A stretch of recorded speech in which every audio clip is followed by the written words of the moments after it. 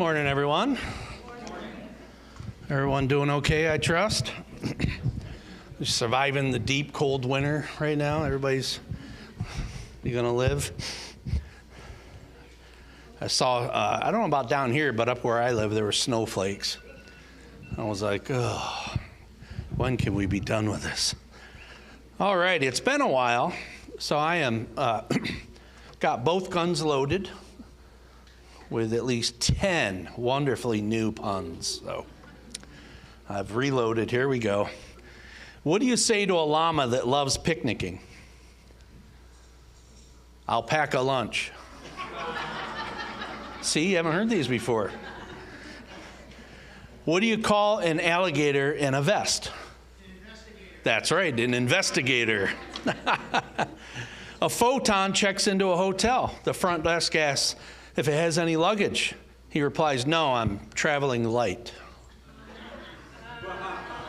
All right, come on. You got to get past 8th grade science to understand that. How many ears does Captain Kirk have? 3.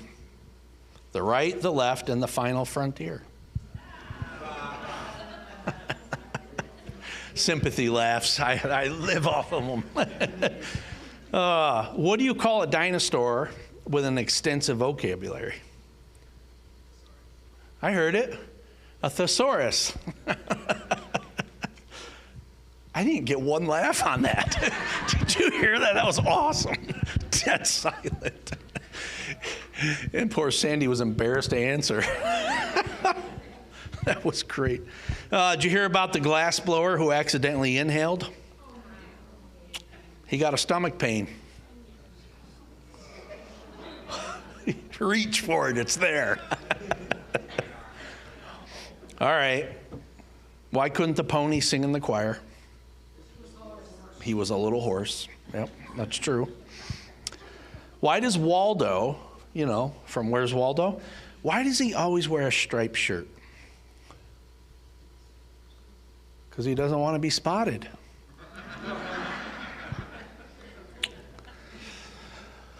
So I don't know if you heard about this, but all the toilets in the New York Police Department headquarters have been stolen.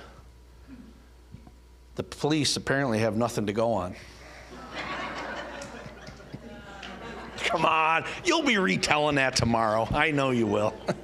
All right, last one. Did you hear that the devil is going bald? Yeah, he said there's going to be hell to pay. Hell to pay. Do I need to slow it down? T-O-U-P-E-E. You want me to tell the whole joke again? Now you'll get it.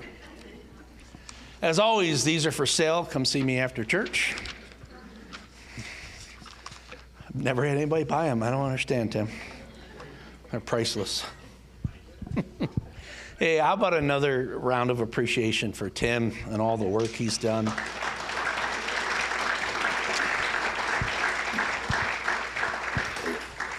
I got to tell you, as a guitar player, if you're not a guitar player, I'll help you out. Those guitars are insane. You're talking top shelf quality of what he's building. If I were to, he built me this guitar here. If I were to buy that in the Fender Custom Shop, that would be a minimum of $3,000. No joke. A minimum of $3,000 to start to give you an idea. You know, he's not making Pintos here. He's making Ferraris and giving them out. So it's incredible. And you could have had a career in the Fender shop, man, brother. Really amazing stuff and a special gift. Yeah, I know, but it's just incredible and very appreciated. He made that guitar for me, and I've got several guitars. I don't think I've ever brought them back. I play this one every week. I love it so much that I have not switched it. I used to switch around all the time, but it's like perfect every time I come in. It's what the sound I want, and plays incredible. So there's just no need. Well, today we're going to talk about awesome families, and just kind of a little family focus this morning. And it really doesn't matter what stage you're at. If you're thinking about having a family someday, great. This will be good for you. If you're older and you're seeing your family have families, awesome. That's such a pleasure and an honor and joy to watch. So I just kind of want you to follow along and realize it's never too late to make changes, to institute things. That's one of the biggest lies the enemy will convince you of, is that it's too late. You can't change anything. It's the, water under the bridge. You're never going to, and I don't want you to believe that lie, because the truth is, I don't care what stage of life you're in, you can change, and things can change for the better. So when we look at raising children in our society, in our world, there are some forces that are out there that are really just working overtime against us. There's economic forces, there's spiritual forces, moral forces, cultural, social, all kinds of forces coming against the family. And it's really just set out to do what the enemy does, and that's to steal, kill, and destroy. And the influence game, unfortunately, we are losing at a rapid rate. It's a sad thing. But today, nowadays, the number one influence on youngsters would be social media. And it's insane. I teach at the college up in Geneseo, and I do a couple of marketing classes, and I show in that college a video of, I just take Instagram's algorithm and I break it down for them and show them how it actually works. And it's scary, and you need to pay attention, because Instagram will feed you, and all the other socials, it'll feed you what you're looking for, and then what it does is it'll add suggestions in there, right? They did an example of one where they just had and how they catch you, by the way, you're looking at an image, the thing's measuring how long you look at it, just so you know. It's literally measuring how long you stare at it, and then click and go. And it takes all that data, puts it together, and figures out what to feed you. And then it has basically other data, other images and ideas and topics that it'll throw in there every once in a while just to test you. You ever notice when you'll get like a random one? You're like, what's that? Because they're testing you to see if you're gonna bite on that and go. And so these images fly at you. They're measuring it. They did a sample on this. I will show you the video, it's just too long, where they just had a bunch of robots responding to Instagram. And one of them was programmed to just kind of lock on to anything that was slightly depressing. Anything that was just slightly, emotional. And it was sickening to watch where it took them in the algorithm. It ended up in suicidal feeds getting sent to them. And feeds about people who'd killed themselves and said they're going to end it and they're done. And that's where that ended up. It didn't go there immediately, but they just kept feeding it, feeding it, feeding it, feeding it. And basically what they were seeing is people like them who are all depressed and giving up on life and sad and not liking anything. And it just kept feeding that and feeding that and feeding that. And the thing is people like to think that they're bulletproof.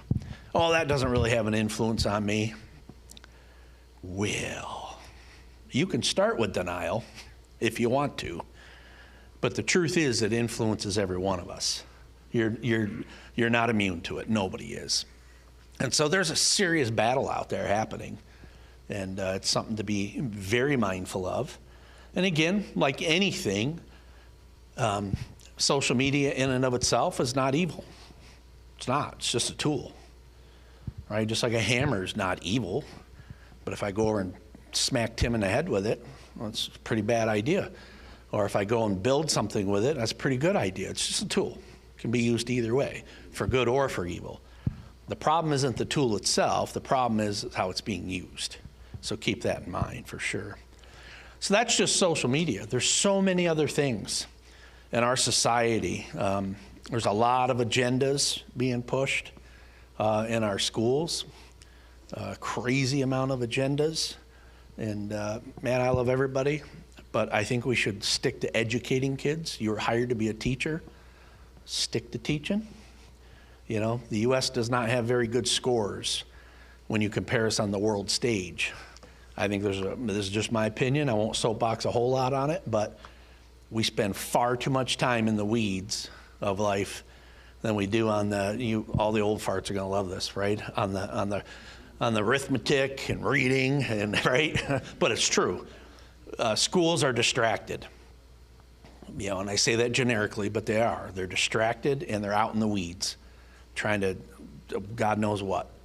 When I send my kids to school, I want them to get an education. Yes, learn how to live in society, learn how to function, but they're there to get an education, right? I personally think it's absolutely wrong if any student, any class knows the political persuasion of a teacher.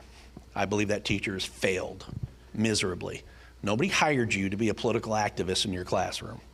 Nobody. I don't care what side, I don't give a crap, all that stuff. I'm telling you, that's not your job as a teacher to be a political activist. Wrong. Your job's to teach. Now, can you teach kindness? Yeah, I hope you do. Right? Do we teach character? Yeah, we should. I'm even good with being tolerant and learning to hear other people out, and even a little bit of diversity doesn't bother me. We live in a very diverse world. You know, we need to understand things are not always going to be exactly the way we perceive them and see them. We need to be exposed to that and learn how to be kind and work with that. There's a lot of good stuff there. But at the end of the day, there's a lot of agendas, and I find that a little frightening sometimes. And everybody's good with the agendas. I'll stop after this. It's hard when you get going on it. But everybody's good with the agenda as long as it's their agenda. That's what I find. As soon as they're preaching somebody else's agenda, well, you got a problem here, we need to stop, we need to. But what if it's something you like, then we're all good with it. Both sides are like this. As long as it's what you want, you're good.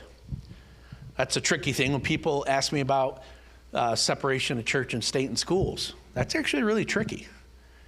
Because when our country first started, it was predominantly Christian, no question about it. As we've moved along in the U.S., we're not just Christians in this country. And so when you say, I want prayer in schools, well, what if the prayers were Hindu? Well, that's not what I'm talking about. That's the problem. You got to be careful what you're asking for. You know, and so we got to be smart. And so I would handle that simply. Give it time for prayer and reflection in school. But I certainly don't want a school telling my kid what religion to follow. No way. I'll take care of it myself, thank you. So we got to be careful. Sometimes we get a little overzealous on that. You want that stuff in school because you want your version of it. But the second they come in and we're going to do a different version, then you got a problem. So you got to be a little bit smarter. You got to think a little bit further ahead and anticipate the unintended consequences. So that's just one example. I think they should provide a time in school where kids are allowed to contemplate and pray or just sit there and twiddle their thumbs if they want. I'm all for that. But we got to be careful. And, you know, the United States does have, as we've progressed as a nation, we've got all kinds of different things going on. So we got to be careful of that. That's why I don't have a problem with it, right? So I don't want, the other thing about separation of church and state that doesn't bother me, is I don't want the state in here telling me what to do. Period.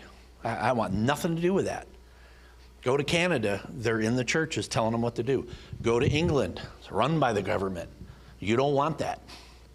You don't want them telling you what you can preach and what you can teach. You do not want that. So I've got no problem saying stay away, right? I won't have any issue with that. So yeah, I think these things through. We are in a cultural war, and it's going on, and I think it's at a fever pitch. It's crazier than I've ever seen it in my life. The stuff that we are spending time on blows my mind. Blows my mind, the stuff that we're arguing about and going on and on about. I just like, what a fantastic distraction to what should be happening in school. We're going to do everything but school, and I think there's a problem with that. I think schools should 1,000% be concerned with their scores more than anything else. Now, that does mean that some kids have it a lot rougher, have a lot harder at home, and they do need support and services. I'm not against that stuff. That's not what I'm saying. As long as the goal is, we're trying to get them ahead. I can tell you right now, in our after-school program, we take money for that to make sure it's free for everybody. And one of our biggest metrics is their scores.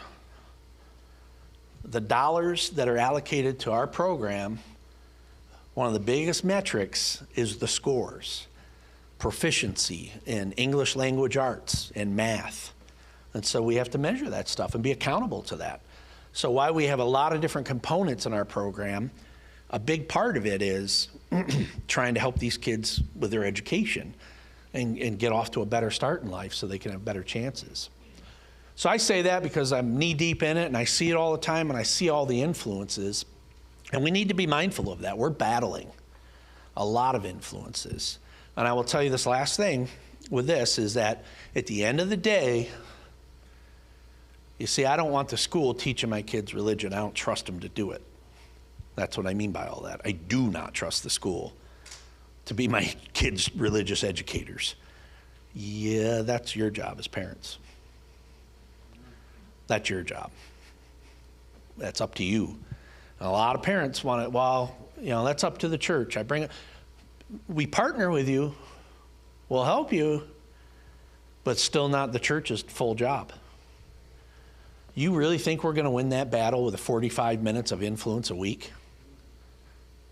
45 minutes of influence a week. 10 minutes of that is snack. 10 minutes of that is please be quiet and sit down. Please get off the wall. Please stop swinging from the ceiling. There's no way you got to go to the bathroom again. It's been 8 times. Oh yeah, there's a Bible lesson in here, right? You're not going to win that influence war. It's not enough here. It's a support. Will come beside you and help you, but it's not going to get done in 45 minutes. It needs more than that. So you got to do it at home. You got to do this at home. In the Old Testament, there's a story of Nehemiah, and it's Jerusalem, and they were being attacked over and over and over again. And Nehemiah was a great leader. And in chapter 4, he says this, I stationed armed guards at the most vulnerable places of the wall and assigned people by families with their swords, lances, and bows. After looking things over, I stood up and spoke to the nobles, officials, and everyone else. Don't be afraid of them. Put your minds on the master, great and awesome. And then fight for your brothers, your sons, your daughters, your wives, and your homes. The message is the same. While you don't have anybody coming at you with swords and knives and all that stuff, we do have a culture coming at us, and a very real culture war that is going on. And the same charge is there. Don't be afraid. Put your minds on the master, great and awesome, and fight for your brothers, your sons, your daughters, your wives, and your homes. You're called to fight for it. You're called to fight for it. So I want to talk about awesome families and what makes families awesome, that they can rise to it. The first one is, do anybody remember this game, Candyland? Remember that game? How many all-out wars did that cause in your house? It's 3 years, right? Exactly. It's a battle every time. You can't even play the simplest game, right? We used to try to play Monopoly.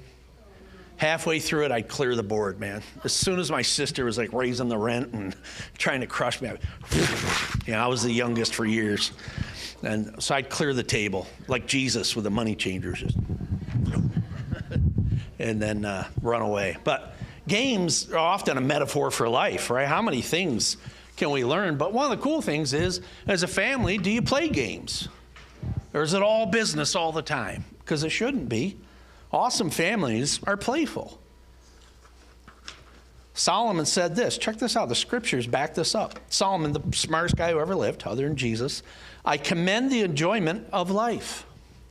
Then he says, people ought to enjoy every day of their lives, no matter how long they live. This is right out of the Bible. Going on, enjoy life with your wife whom you love. Children are a gift from God. I recommend having fun. That way you will experience some happiness along with all the hard work God gives you. That's pretty amazing. We're encouraged to have fun. It shouldn't be all business all the time. It's important to have fun. I grew up in a very fun family. You never knew when fun was going to break out, and I liked it that way. You just didn't know. It could be very spontaneous. We'd be at the table, and my mom was infamous. She always drank, we had to drink milk growing up. It was really annoying. Before you could have anything else, you had to have a big glass of milk. To this day, I will not drink milk at dinner. I refuse. It's the first thing I did when I got to college. No milk. I'm done. I'm out of jail. I'm out of milk jail. But my mom was infamous. If you got her laughing, she would spit milk out her nose. It'd go flying. And so we would try to do this, of course. We would do anything we could to get her to blow, just. And it was, you never knew at dinner. And you got quick at covering your plate if you liked it. It was like, But it was like that with my mom. You just never knew when the fun was going to break out. I love that. It was so much fun. And, we carried that tradition on in our house for sure. You just never knew when something was going to break out and somebody was going to tell a joke or something funny was going to happen. And we would just die laughing and have fun. We never laughed at each other, but we certainly would just completely come unglued at some of the funniest stuff. And those were great moments. I'll never forget them because we definitely knew how to have fun together. The second image I want to put in your head is that of a watering can, because families are a lot like gardens. They need a lot. Right? I've never in my life successfully have done a garden. I've killed it every year. Right? I can't even keep up. I tell Julie all the time, just buy the fake stuff, would you? Please.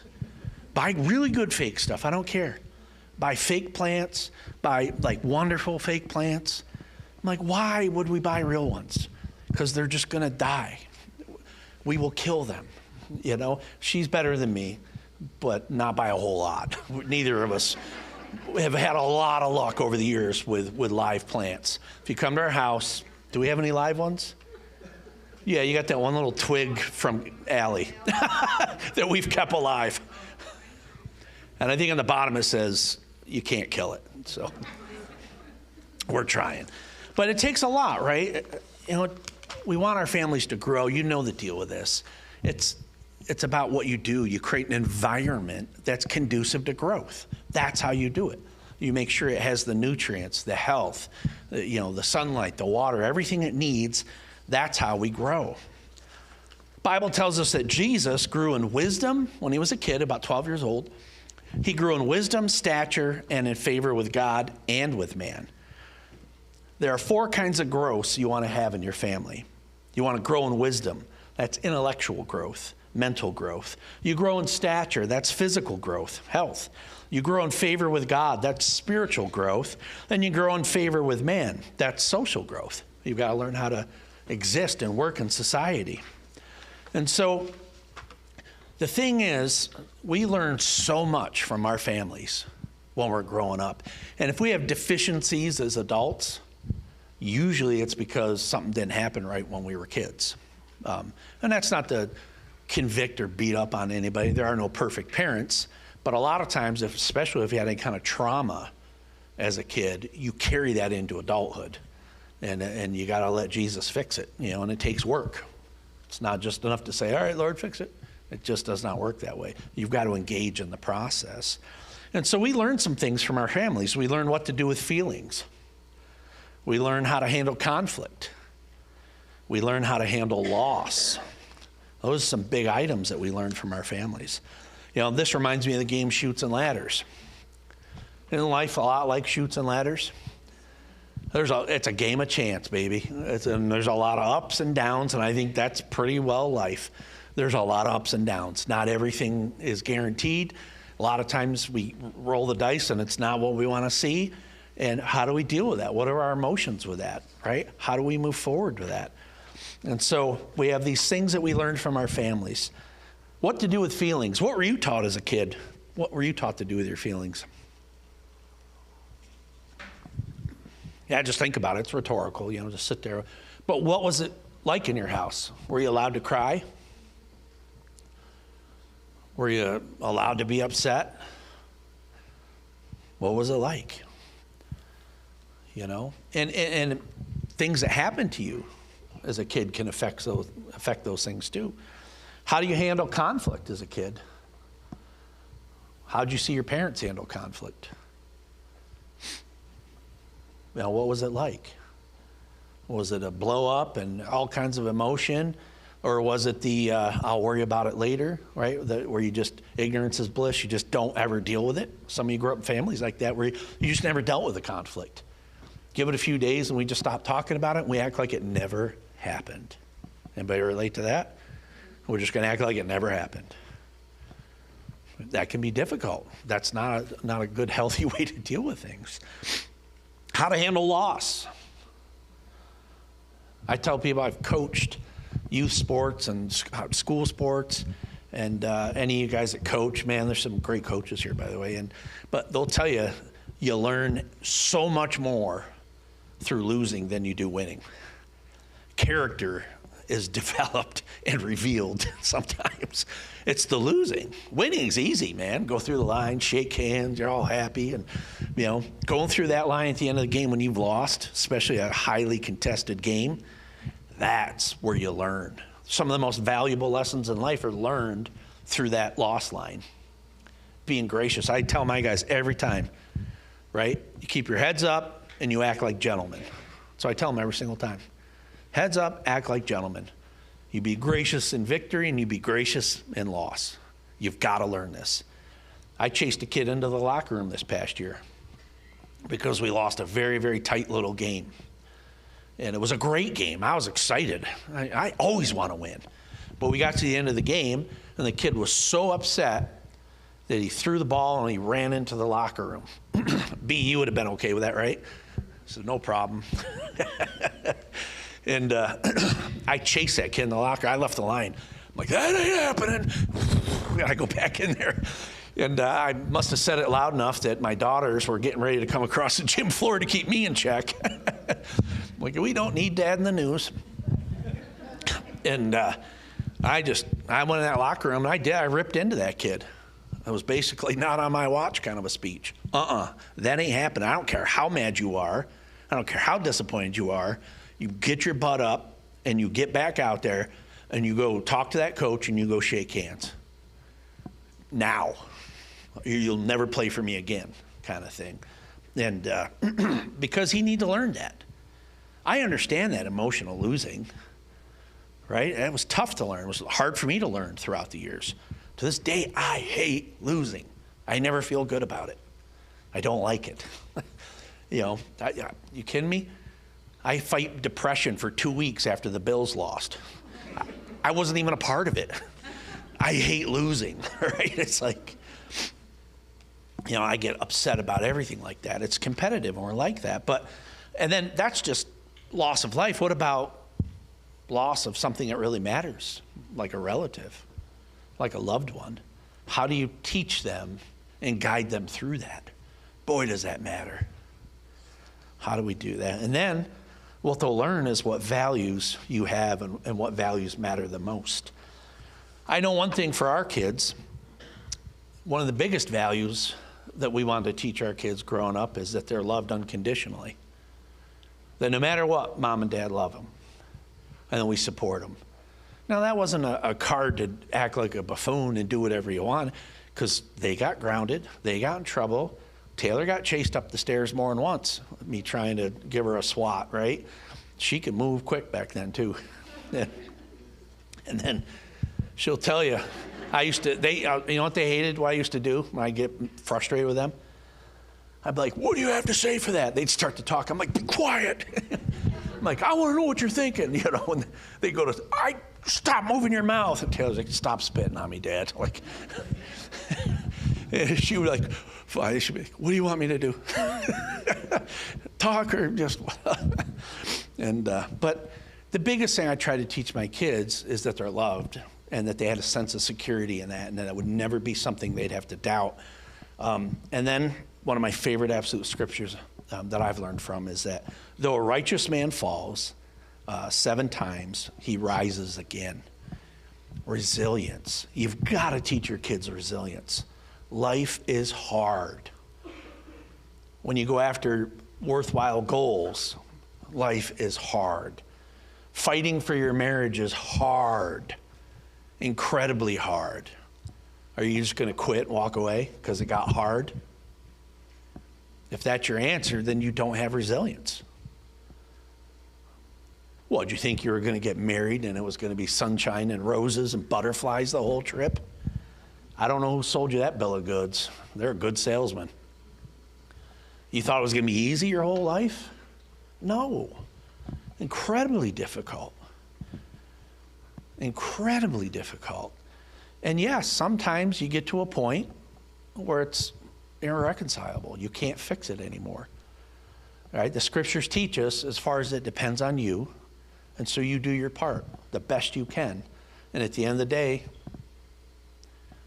you've gave it the fight, and you've walked this out, and you've not given up on it for years and years and years. Sometimes it goes a way that nobody would really want, but that's reality.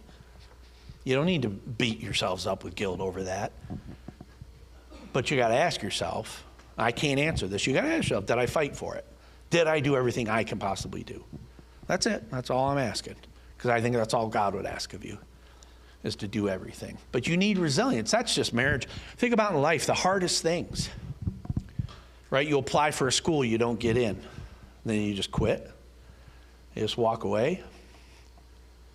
I can remember Taylor got like that. You remember that? Was it your master's? I don't know, one of those degrees. She didn't get in the program she wanted right away.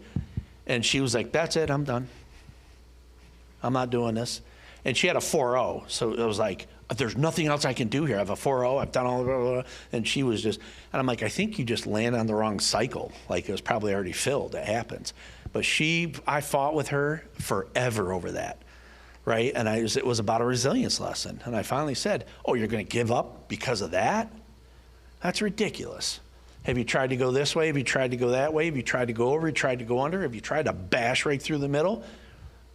Talk to me after you've tried all those things, and then we can have the pity party. So I was a little bit compassionate, but I probably pretty much went into deal with it. It sucks. It's annoying. When I applied to go for my doctorate, I got turned down by the first school. And at first I was like, they had no idea who they just missed out on. Oh, well, I won't be flying their flag. No, I'm just kidding. But I did. I got turned down for the first school I tried to get into. And so I was like, all right, keep looking. Well, it must not have been that one, right? Resilience is so important because you're going to lose in life. You got to teach your kids how to lose well, how to take that, learn from it, channel it, and move forward. There's basically 3 things in life that are going to come against us. And 3 things you got to prepare your kids for. There's really basically only 3 temptations in life. All the temptations you can think of will fit into these categories. The Bible calls it the lust of the flesh, the lust of the eye, and the pride of life. I'll put it into a slogan: sex, salary, and status.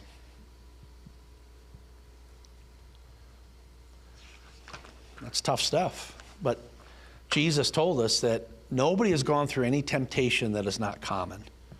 None of you are going through a temptation that's unique. Sorry.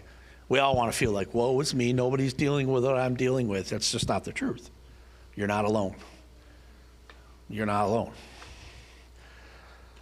So we learn how to deal with our feelings. We learn how to handle conflict. We learn how to handle loss. We learn what values matter the most. And then hopefully we learn some good habits in our families. We got to teach those things to our kids. How do we do that? It's done through example. Jesus, since I have washed your feet, you ought to wash each other's feet. I have given you an example to follow. Do as I have done to you. Now, you can take this literally if you want to, but that's not the point. The point was servanthood. Learn to serve each other. It's not always about you. It's not always about you. Through conversation, so much in families is learned through conversation. You must teach God's commandments to your children and talk about them when you're at home and out for a walk or at bedtime and for the first thing in the morning. The idea is it's about your life. Sunday morning is not enough. Sunday morning is not enough. You got to make it a part of life. Anytime. My kids would come at me with some of the hardest questions. I made sure I never discouraged them. I can remember at times, Tyler one time came to me and said, Dad, I'm not convinced there's a God. I just don't see it. Doesn't make sense. I don't think I believe in God. Did I freak out? No. I didn't freak out. I just said, well, that's a tough spot to be in, buddy. Let me know if there's anything I can do to help you. It's okay to wrestle with those questions. I gave him permission to wrestle with those questions. It's okay. You can't freak out in situations like that. They've got to own their faith for themselves. You can't do it for them. At some point, they've got to wrestle with that stuff and figure it out. And so it's, I always made sure it was a safe place to ask questions like that. They could ask me anything they wanted to. And if I didn't know the answer, I would tell them, I don't know. Go ask your mother. And that'd buy me enough time to try to think of something. But I would just say, hey, well, I'll have to look it up. We can talk about it later. I don't know the answer to that. Here's how you don't do it: criticizing. Scripture says, don't keep on scolding and nagging your children, making them angry and resentful. Instead, bring them up with the loving training and teaching of the Lord. Criticizing is not going to work. Tearing them down all the time is not going to work. That's really just bad stuff. Always telling them what they're not doing right, because your words are powerful. And if you're constantly criticizing, saying, don't you know anything? Or are you really that stupid? Or why can't you get that right? Or how many times have I told you? That stuff will mess a kid up for life. Some of you have been victims of that kind of stuff. And it's messed you up for life. You've been told you're dumb, you're not smart, you're no good. We never wanted to have you anyways. I've heard all kinds of stuff like that. And we can act like sticks and stones is true, but it's not. I'd much rather break my arm than to have that kind of verbal damage done, because the arm will actually heal. Some of that verbal damage will stay for life if it's not dealt with. So don't do that one with your kids. Pastor Sean hates it. Sticks and stones may break my bones, but names will never hurt me. I don't like that one. Just do the I'm rubber and you're glue. Whatever you say to me bounces off and sticks to you. I'm okay with that one. You got to have a handful of these in your pocket when you're in school, trust me. But the names and that kind of stuff is powerful. You got to stay away from that, even if you're frustrated. And another thing you can't do is compare.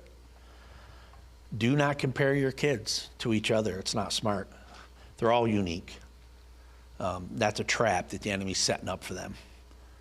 To feel like, well, why can't you be more like?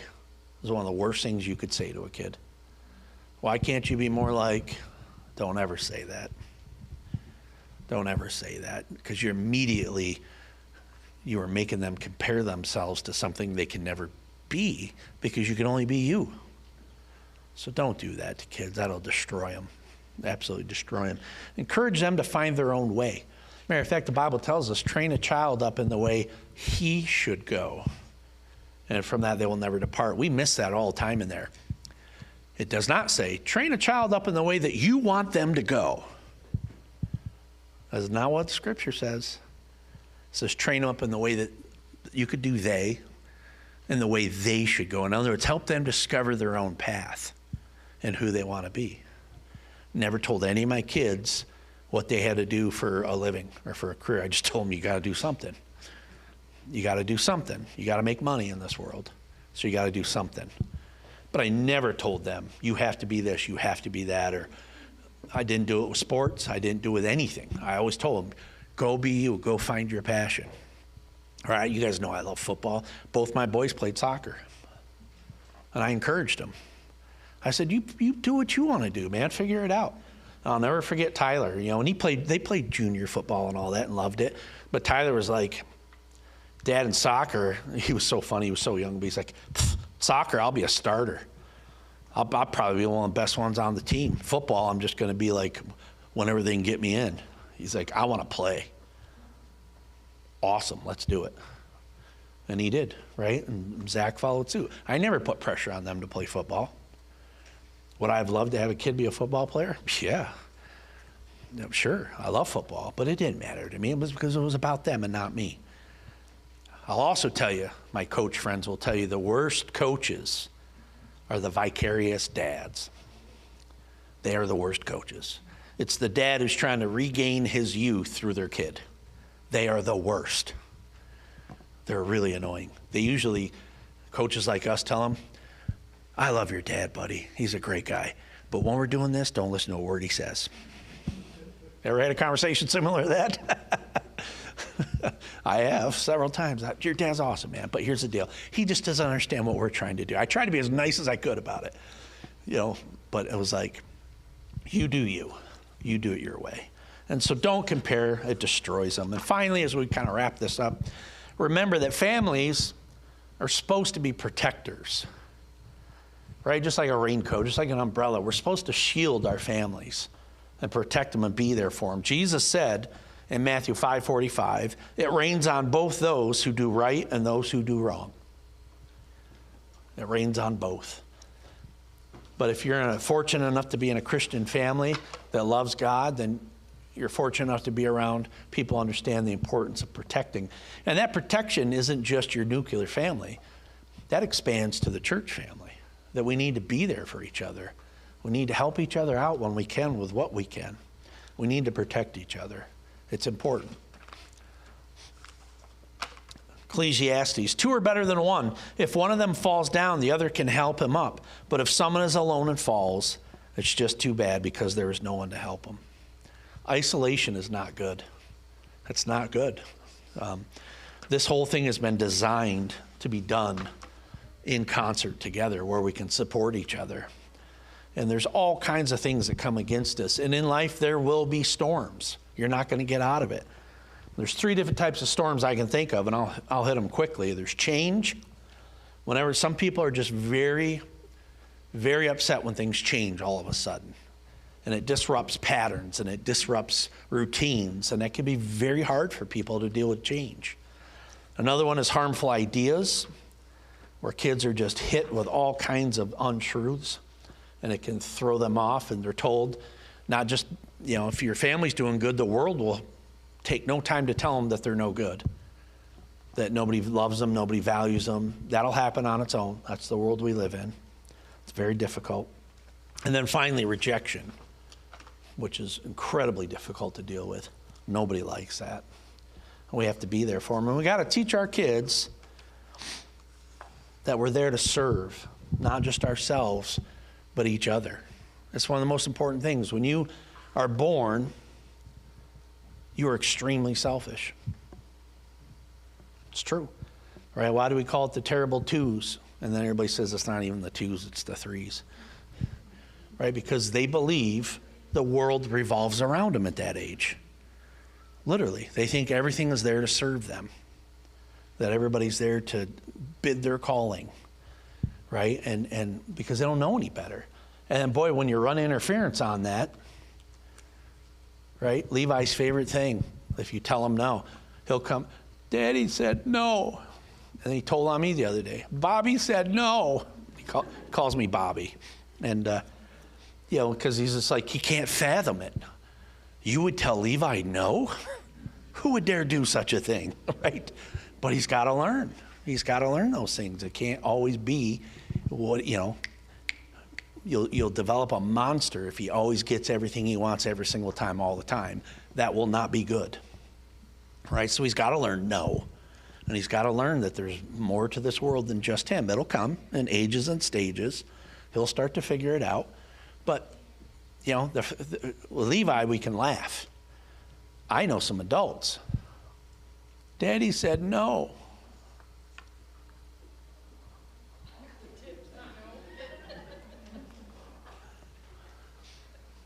I know some adults that struggle with that. They're grown adults and they're still pouting when they don't get their way. Grown adults that whine and pout and throw temper tantrums when they don't get their way. That's a real good time to look straight forward. Do not look left or right now. Might not go well. Sometimes I've been that adult when I don't get my way. Right? Sometimes it's the stupidest stuff. Right? We went on a trip to Acadia National Park with Bailey for her birthday weekend. She wanted to go see a national park she'd never seen before. And it was great. We're doing all kinds of things. And we were going to drive from Portland, Maine to the national park. I felt it best to drive up the coast because that's what we're there for, to look at the coast and stuff. Julie felt it best to take the quickest route up there. And that turned into the world's biggest fight. Anybody relate to that stuff? It was stupid. I finally looked at her. I'm like, what's the deal with you? That went well. And I was ticked off because I didn't get my way. So you know what I did? For 2 hours, I wasn't driving. So I just sat there. I refused to talk. I wouldn't say anything. I was like, I'm so stubborn, man. I literally did that for 2 hours. I was so mad because I wanted to drive up the coast. And then she was like, I just wanted to get to where we're going, And then at some point, Bailey finally scolded both of us. It was hilarious. She's like, I've had enough of you two. That's what happens when you get older and your kids grow up. They start calling. So you two better work this crap out or I'm going to get an Uber and take it all the way back to Dansville and charge you. Right? And she was literally ripping into us like. And then we get to the hotel and check in. We're still pouting, right? And Bailey finally says, listen, this is it. I'm going for a walk. If you guys don't work your something out, then we're done. And she did. She went for a walk. And I felt the pressure. I was like, how long should she get me going? It's the truth, man. I was so. And then finally I was like, well, we better talk because I think she's serious. And then we finally talked it out, and it was classic. She had her reasons, I had my reasons, whatever. I get car sick going up Windy Road. Yes. Hey, Sammy, church is over for you now.